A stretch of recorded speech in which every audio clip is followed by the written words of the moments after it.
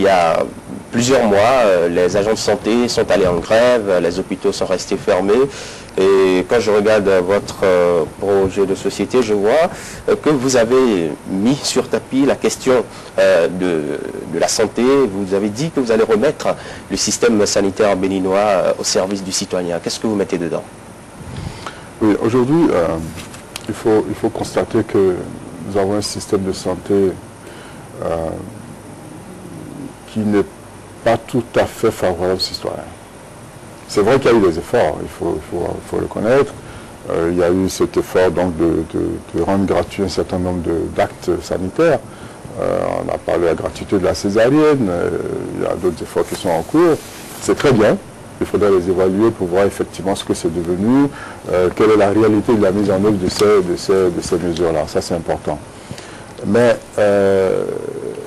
je connais des cas, par exemple, de gens qui ont cherché à voir un médecin et qui ont fait plusieurs mois sans avoir pu voir un spécialiste. Pourtant, c'est des malades. On connaît le cas donc, où les équipements ne sont pas en état, où le personnel n'est pas en place, pour différentes raisons. Et je pense qu'aujourd'hui, il faudrait faire en sorte que les Béninois puissent être rassurés que l'État a mis en place un système sanitaire, un appareil sanitaire qui leur permet de se soigner lorsqu'ils en ont besoin. Alors pour moi, il faudrait d'abord, il faudrait revoir la gestion des centres de santé. Parce qu'il ne s'agit pas seulement de payer des équipements, d'acheter des équipements, il faut pouvoir les gérer. Quand je vais dans les pays développés, je me demande comment se fait-il qu'on puisse avoir des centres de santé bien gérés, alors que en fait la formation est la même. Et que chez nous, c'est toujours des problèmes, on est là à faire des audits, on reprend, on recommence, on est toujours en train de dire la même chose depuis bientôt 30 ans, on n'a pas trouvé de solution, le CNHU, ça pose problème, les hôpitaux, c'est toujours mal géré, on se plaint de tout, et ça ne finit pas. Je pense qu'il faut remettre à table cette question-là, de la gestion des hôpitaux, de sorte que les biens qui sont acquis, le matériel qui est acquis, que ce matériel puisse être bien géré. De faire en sorte que l'organisation interne des centres de santé soit favorable aux populations, de sorte que lorsqu'elles ont besoin de se faire soigner, de rencontrer un médecin, qu'elles puissent le faire facilement. C'est vrai qu'il n'y en a pas encore beaucoup, c'est vrai. Et ça, je l'ai mis, j'ai prévu qu'il faut continuer à en former beaucoup plus qu'on le fait maintenant. Donc ça, c'est un palier important. Il faudrait également assurer la formation des gens, la mise à niveau. Il y a des centres qui, dans d'autres pays, vous avez des centres qui forment le personnel paramédical, un grand nombre. Ici, c'est pratiquement au compte-gouttes et presque pas, presque plus d'ailleurs. Donc, ça, c'est des choses qu'il faut revoir. Il faudrait donc revoir la formation des gens. Il faudrait revoir les conditions aussi de travail.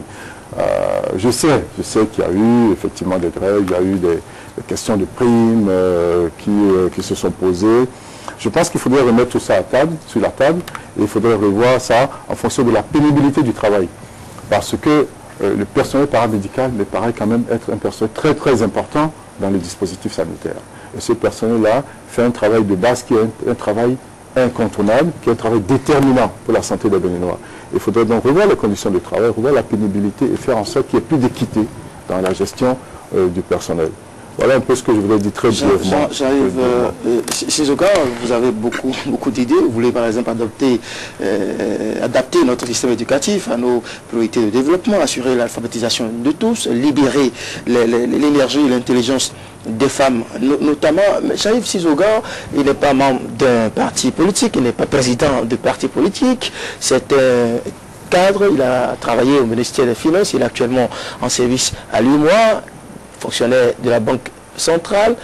Oui, très peu de gens, très peu de Béninois connaissent Jean-Yves Sizogor. Sur quoi comptez-vous en réalité pour être élu président de la République? Vous n'êtes pas à savoir que nous sommes dans un pays où le projet de société, le programme, les idées comptent très peu dans une élection présidentielle. Alors, sur quoi je compte alors, je vais vous dire. En apparence, effectivement, oui, c'est vrai, Jean-Yves Sizogor n'est pas autant connu que d'autres candidats qui sont déjà là depuis. Qui sont en campagne. Il y a un candidat qui est en campagne depuis 5 ans, de toute façon on le sait. Lequel? Le président de la République en particulier. Il y en a d'autres qui sont là depuis longtemps. C'est vrai que je n'ai pas l'image, donc cette image-là n'a pas été diffusée autant que celle des autres. Mais ce sur quoi je compte, c'est que j'ai fait quand même un travail. Je ne suis pas venu il y a 2 mois, je ne suis pas venu il y a 3 mois.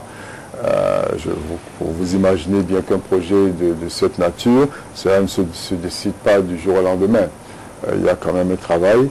Je peux vous dire que c'est un projet qui est en gestation depuis très longtemps et qui a fait l'œuvre d'une organisation, d'un travail, je dirais pas souterrain, mais d'un travail silencieux sur le terrain.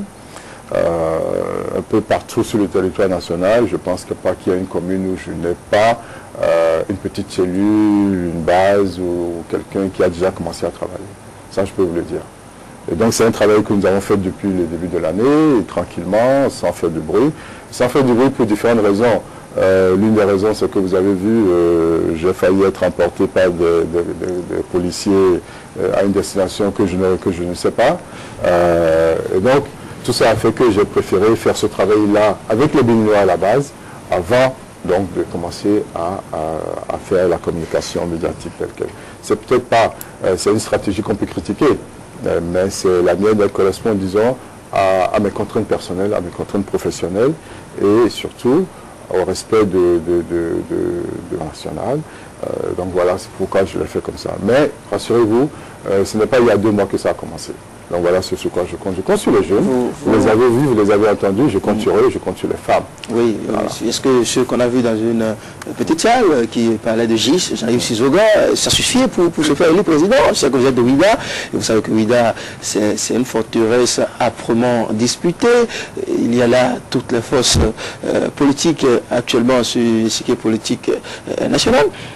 Je rappelle, et ça va être certainement ma dernière question pour vous, avant la fin de cette émission, vous allez nous dire au moins ce que Boni Yayi a fait de positif, parce que jusque-là, vous n'avez encore rien relevé de façon positive dans le bilan de Boni Yayi, mais je voudrais aussi rappeler que vous êtes aussi très proche sur le plan de la famille du chef de l'État, vous êtes proche de la femme du chef de l'État, Madame Chantal de Souza, vous êtes de Ouida, donc Jean-Yves Sizoga. Oui, vous voulez mobiliser qui, quel Béninois pour vous, pour votre élection? Alors, je veux mobiliser les jeunes, surtout. Les femmes, mais aussi les moins jeunes. Et je peux vous dire que les jeunes, ceux que vous avez vus, ne sont qu'un petit échantillon, évidemment. Je vous ai dit, il n'y a pas une seule commune, où je n'ai pas une seule lutte, et surtout pas les jeunes. Et je peux vous dire qu'il y a une adhésion spontanée énorme. J'avoue que j'en ai été surpris, justement parce que le langage que je tiens est un langage de sincérité, de vérité, un langage d'honnêteté, et les jeunes, lorsqu'on discute, se reconnaissent tout à fait en moi. Et donc, c'est spontanément qu'ils viennent me voir, de la plupart des régions d'ailleurs, je n'ai pas fait toutes les régions, mais j'ai reçu énormément de jeunes de partout, par téléphone, par Internet, qui se sont déplacés à mon siège provisoire pour discuter avec nous donc, de ce qu'on a envie de faire pour comprendre un peu le projet. Et la question est la même, qu'est-ce que vous nous apportez? Et je leur dis ce que je veux leur apporter, et en général ils sont avec moi. Je prends des gens qui ont fait le service militaire, les appelés militaires qui ont été abandonnés à eux-mêmes. J'ai des réponses pour eux, des réponses très claires que je leur ai données. Ceux qui soutiennent le chef de l'État ou d'autres? Je ne sais pas s'ils soutiennent le chef de l'État, mais je sais que le chef de l'État les a reçus. Mais ça ne veut pas dire qu'ils les soutiennent. C'est comme si vous me disiez que tous ceux qui étaient au terrain hier soutiennent le chef de l'État. Je n'en sais rien. Vous pensez le contraire? Je n'en sais rien. Je me suis laissé dire d'ailleurs. Je me suis laissé dire que la moitié du stade c'était vidé dès qu'il est entré dans le stade. Je ne sais pas si c'est vrai, mais je n'étais pas. Vous avez vu les images quand même à la télévision, vous avez vu le monde, le stade de l'amitié n'a jamais été aussi rempli. Non, c'est ça que je me suis laissé dire. Alors peut-être vous étiez là, vous me direz si c'est votre tour peut-être. Voilà. Non, je n'ai pas besoin quand votre déclaration de candidature. Je le ferai très bientôt. Vous serez informé. Je serai très bientôt. Quelques 3 petites semaines de l'échéance. Tout à fait, ce serait suffisant. Alors, ce serait suffisant. Alors, par rapport à ce qu'a fait Boni Yayi, je ne dis pas que tout ce que Boni Yayi a fait est mauvais. Je pense qu'il y a eu des efforts qui ont été faits de toute façon au niveau de l'éducation, par exemple, pour la gratuité. Il y a des efforts qui ont été faits au niveau de la santé. Je l'ai cité. J'ai noté hier, c'est vrai, il a poursuivi la politique de construction des routes. Je pense que c'est quelque chose d'important. C'est très bien, mais je dis, c'est pas de ça qu'il s'agit. Et donc, voilà. Au niveau de l'accès à l'eau, il y a eu des efforts importants qui ont été faits, je l'avoue. C'est vrai, lui et moi a participé énormément à ça, mais bon, voilà, c'est Soubouni. Donc je pense qu'on ne peut pas dire que tout ce qui a été fait en 5 ans est mauvais. Mais je dis, par rapport à nos attentes, par rapport à ce que nous lui avons confié, en termes de gouvernance, d'amélioration de la gouvernance, en termes d'approfondissement de la démocratie, je dis, et en termes d'éradication de la pauvreté, nous n'avons pas été satisfaits. Voilà. Et donc nous n'avons pas de perspective aujourd'hui. Monsieur Jean-Louis Sizoga, vous êtes à Lyon-Moi. Est-ce que vous avez déjà été enrôlé dans le cadre de la LEPI? J'ai fait l'enrôlement pour la première phase.